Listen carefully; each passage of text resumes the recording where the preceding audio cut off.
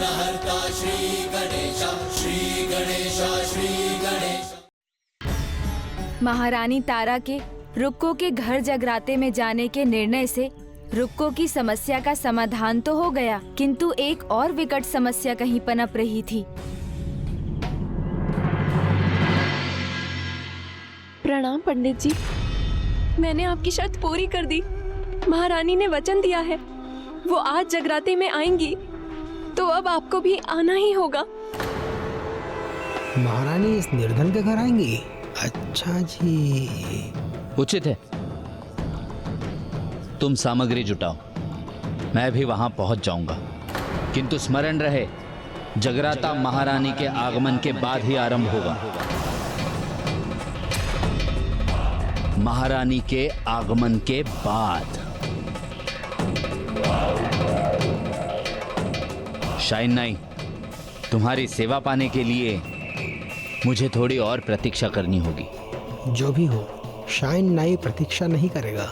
यदि ये झूठ कह रही है तो इसका झूठ उजागर करेगा, और यदि ये सत्य कह रही है तो महारानी द्वारा राज परिवार की मर्यादा भंग करने की सूचना महाराज तक भी पहुंचाएगा।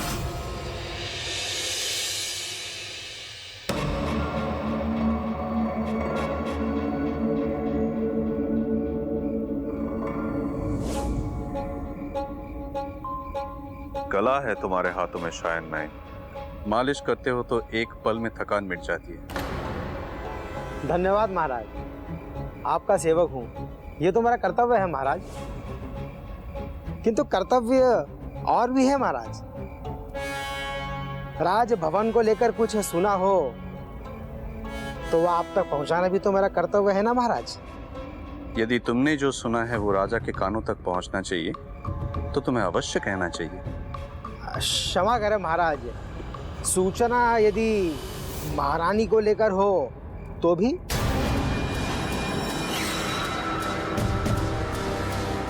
जो कहना है स्पष्ट कहो शाइन, क्या सुना है तुमने? महाराज मेरे नहीं, एक सेविका के शब्द है कि महारानी स्वयं उसका निमंत्रण स्वीकार कर उसके घर जाने वाली हैं। असंभव। क्या ये तुमने महारानी के मुख से भी सुना है?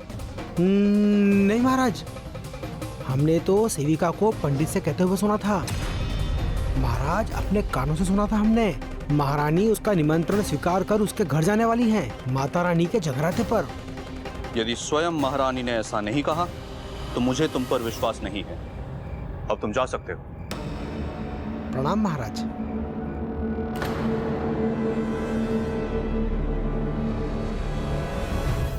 शंका का बीज तो मैंने बो दिया, मेरा कार्य तो हो गया।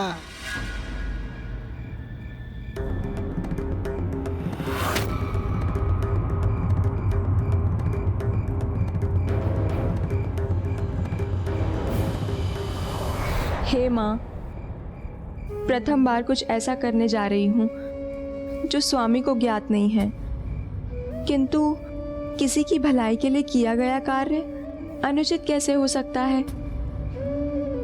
माता रानी, अपनी कृपा बनाए रखना।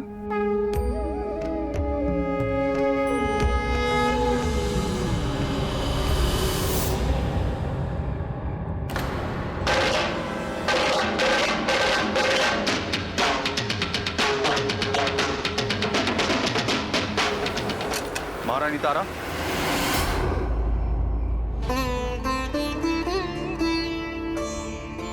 बैठे बैठे सो गया था मैं। स्वप्न देखा था मैंने।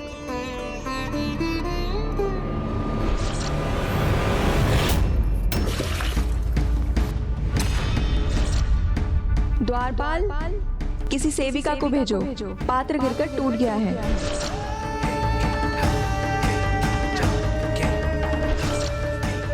उस रात महारानी को सेविका से बात करते तो मैंने देखा था। मुझे ये भी लगा था उन दोनों में एक आत्मीयता है, एक अपनत्व का बंधन है। महाराज, आज मैंने माता रानी की पूजा रखी है। और फिर महारानी माता रानी के अनन्य भक्त है, तो उनकी पूजा में जाना तो स्वाभाविक है, किंतु मैं जागता रहूंगा।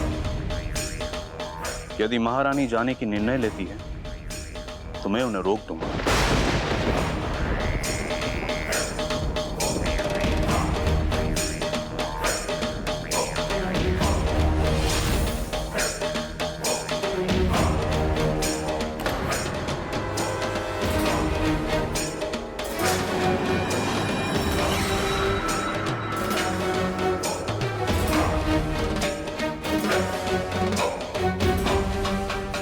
अब मुझे नींद नहीं आएगी।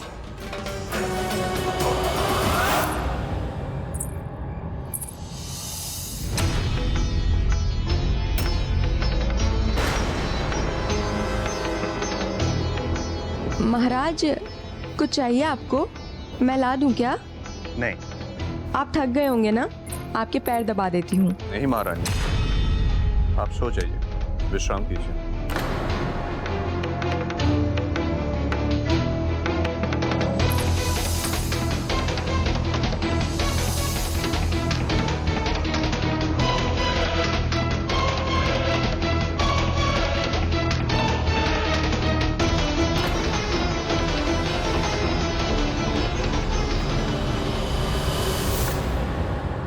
क्या मैं स्वामी को बता दूं मैं क्या करने वाली हूँ?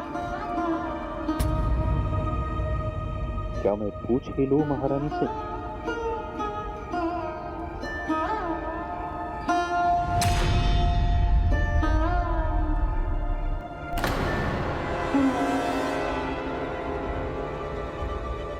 किंतु कहीं ऐसा ना लगे कि मैं इन पर संदेह कर रहा हूं। नहीं, स्वामी को बताकर उन्हें किसी प्रकार की दुविधा में डालने का कोई लाभ नहीं। वैसे भी मेरी किसी भी इच्छा को अपूर्ण कहाँ रहने दिया है उन्होंने।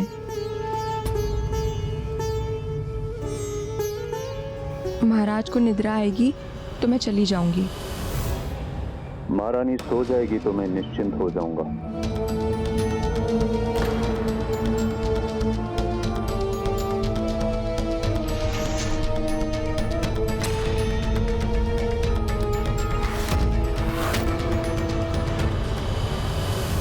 प्रणाम पंडित जी, आपका स्वागत है।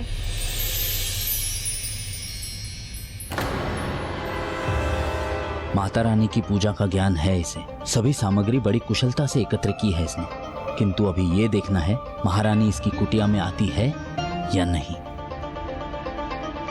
और सब तो ठीक है, किंतु वचन अनुसार महारानी कहाँ है?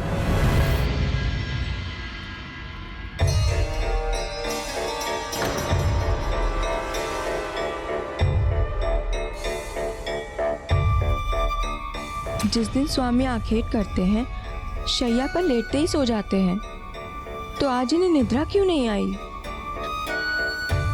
मेरी दृष्टि तो आप पर मात्र इसलिए है कि आप कोई भूल ना कर सके। वचन दिया भी था महारानी ने। पंडित जी, आप पूजा प्रारंभ कीजिए। महारानी आएंगी तो जगराते का भाग बन जाएंगी।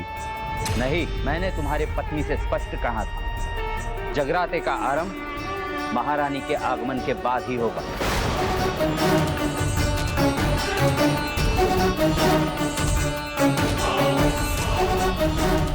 आप कहाँ हैं बहन तारा? अभी तक आए क्यों नहीं आप? विलम्ब हो रहा है। हे माता रानी, मेरी सहायता कीजिए। महारानी तो यही है, शायद नाई से ही सुनने में भूल हुई होगी। पूर्ण रात्र तो प्रतीक्षा करना असंभव है। कुछ पल के लिए और प्रतीक्षा कर लेता हूँ। दीदी, मुझे ज्ञात है आप आने के लिए व्याकुल होंगी, तो फिर क्या कारण है इस विलंब का? मेरी सहायता कीजिए माता रानी, कृपा कीजिए, कोई उपाय सुझाइए। मेरे कारण रुक्को के जगराते में विलम्ब नहीं होनी चाहिए।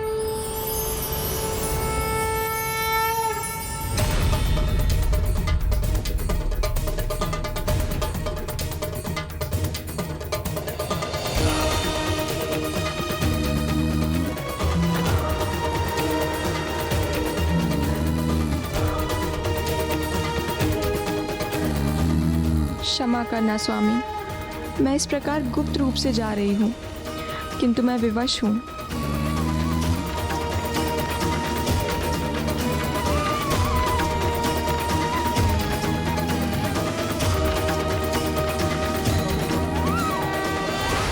राजभवन से जाते वक्त मुझ पर किसी की दृष्टि नहीं पड़नी चाहिए, प्रहरियोपन की भी नहीं। पंडित जी थोड़ी प्रतीक्षा और कर लीजिए। महारानी अपने वचनों से फिरने वालों में से नहीं है।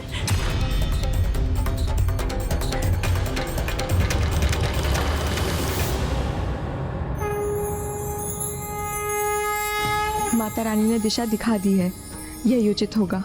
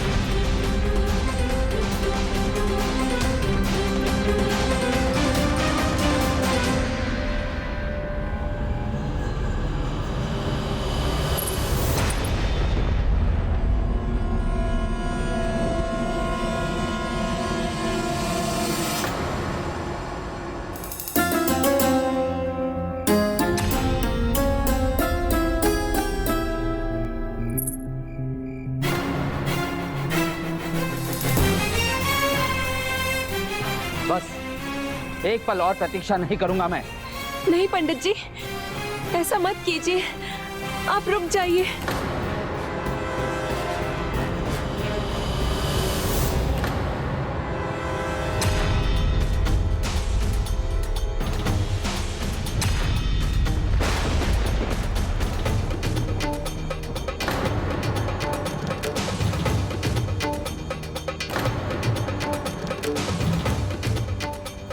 बहुत देर हो गई है मुझे, अब किसी भी कारण रुक नहीं सकती मैं।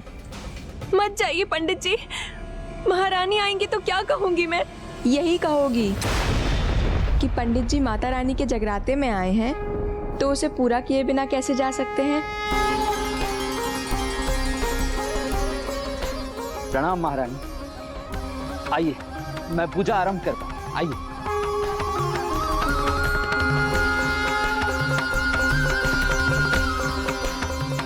महारानी आपका स्वागत है। आपने हम सभी को कृतार्थ कर दिया।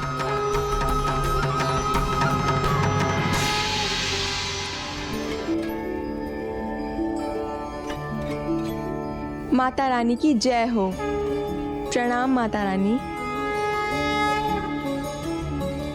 आपकी राजभवन के पूजा के समान भव्य तो नहीं है। भव्यता नहीं, दिव्यता आवश्यक है, भक्ति भाव आवश्यक है। फिर पूजा कैसी भी हो, वो सफल ही होती है। महारानी, माता रानी को चुनरी चढ़ाने की कृपा कीजिए और पूजा आरंभ कीजिए। एक बार सभी प्रेम से बोलिए, बोल साचे दरबार की जय। अब समय है भजन का, क्योंकि माता रानी का जगराता भजन के बिना पूर्ण नहीं होता। उचित कहा पंडित जी। एक बार सभी प्रेम से बोलिए, माता रानी की जय। बोल साचे दरबार की जय।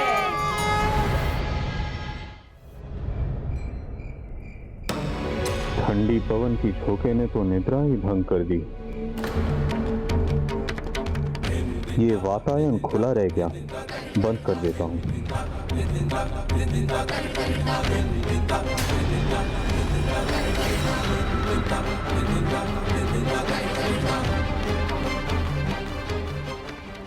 ये डोर तो क्या महारानी?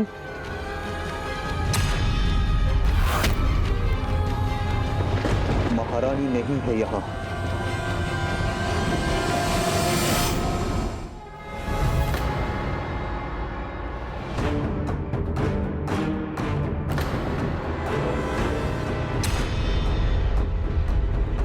अवश्य ये महारानी के पद चिन्ह है।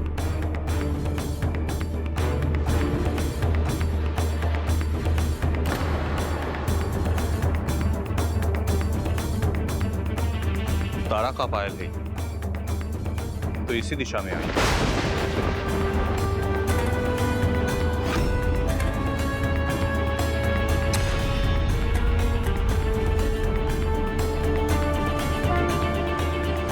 ये भी महारानी की ही है।